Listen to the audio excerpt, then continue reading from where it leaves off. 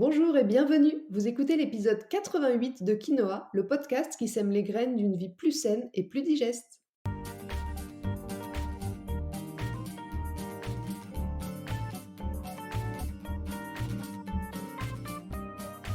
Je suis Julie Coignet, naturopathe spécialisée dans les troubles digestifs et les maladies inflammatoires chroniques de l'intestin. J'accompagne aussi les femmes enceintes, les enfants et les sportifs via des consultations sur Montpellier ou à distance et des programmes en ligne.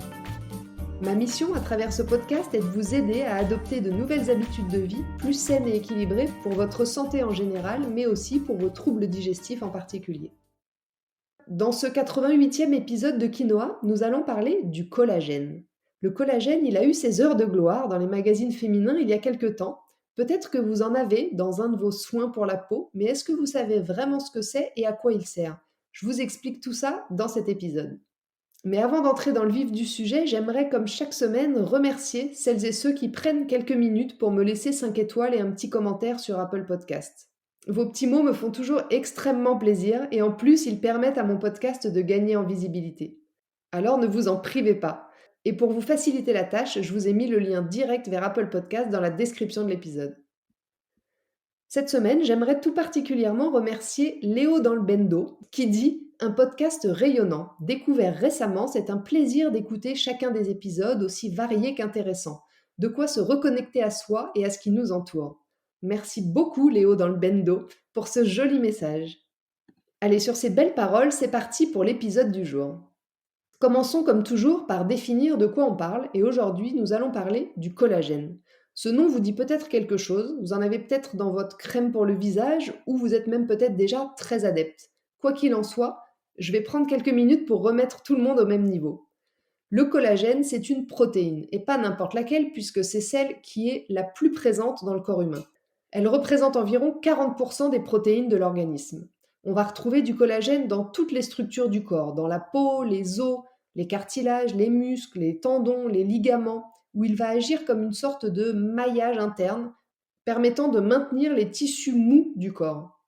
La protéine de collagène, elle est produite naturellement par le corps pour assurer justement cette cohésion, pour assurer l'élasticité et la régénération des tissus.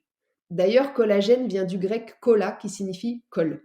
On connaît souvent le collagène pour ses propriétés antirides, mais c'est pas son seul bienfait.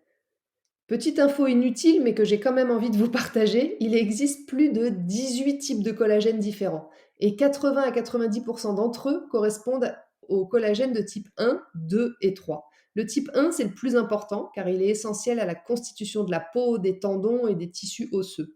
Le type 2 va concerner les cartilages, et le type 3, les muscles et les parois des vaisseaux. Fin de l'information inutile. Bref, comme je le disais plus haut, le collagène est produit naturellement par le corps, mais plus on avance en âge, plus la production va diminuer. Et si on laisse faire, eh bien cette diminution, ce manque de collagène, va petit à petit entraîner une peau plus flasque, des rides, une baisse de la mobilité, une faiblesse musculaire, des douleurs articulaires ou encore un amincissement de la muqueuse digestive à l'origine de troubles digestifs.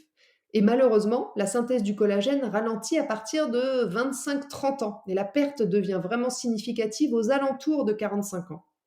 Donc cette diminution de production du collagène, c'est un processus naturel, mais il peut être quand même largement accéléré par nos modes de vie actuels, par le stress oxydatif, par une alimentation inadaptée, une pratique trop intense du sport, l'exposition au soleil ou encore la cigarette. Revenons maintenant un peu plus en détail sur les différents rôles du collagène. Au niveau de la peau, c'est sûrement son action la plus médiatisée. En effet, le collagène soutient la peau en lui apportant la fermeté et l'élasticité nécessaires pour bouger et fonctionner sainement. Le collagène a donc de belles vertus anti-âge, luttant à la fois contre la déshydratation de la peau, contre son relâchement et participant aussi à la régénération des tissus. Mais comme je le disais tout à l'heure, c'est pas tout. Au niveau de la sphère articulaire, le collagène est aussi très efficace dans le soulagement de l'arthrose et plus généralement de toutes les douleurs articulaires.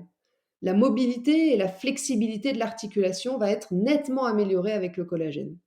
Le collagène est aussi un constituant majeur du tissu musculaire, donc il va participer à l'augmentation de la masse musculaire versus la masse grasse. Et puis un des rôles qui nous intéresse tout particulièrement, c'est le rôle du collagène pour la santé digestive.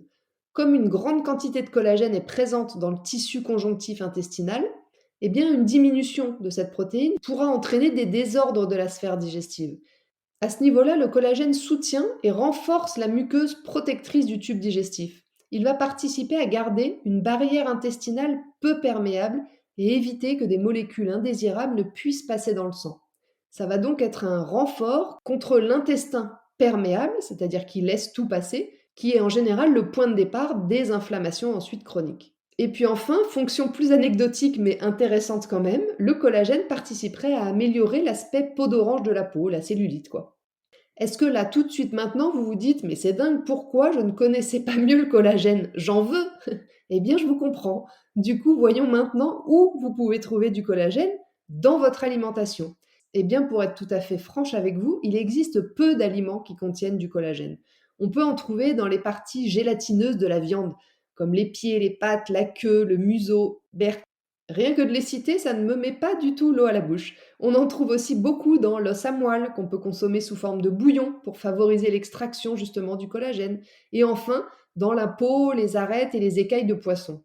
Rien de bien ragoûtant, vous en conviendrez. Par contre, il y a certaines vitamines, comme la vitamine C, qui participent activement à la régénération de la peau et vont booster la synthèse de collagène, ou encore la vitamine E, qui va aider à protéger les fibres de collagène. Vous trouverez la première, donc la vitamine C, principalement dans les fruits et les légumes frais, et la seconde, la vitamine E, dans l'huile de germe de blé, dans les amandes, dans le quinoa, dans le saumon, dans les épinards.